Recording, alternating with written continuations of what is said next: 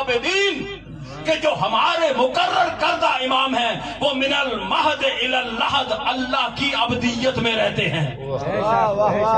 پیدا ہونے سے لے کر پیدا ویسے آپ اور ہم ہوتے ہیں، ان کا ظہور ہوتا ہے، ظہور سے لے کر وقت شہادت تک ایک لمحے کے لیے بھی جس کی پیشانی بتوں کے سامنے نہ جھکے وہی امام برحق ہوتا ہے.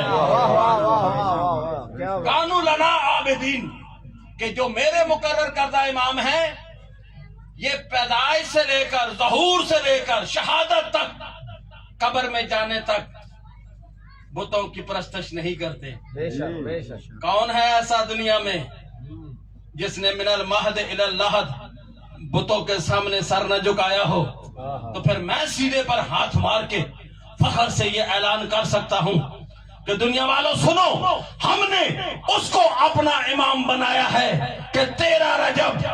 سن 30 عام الفیل سے لے کر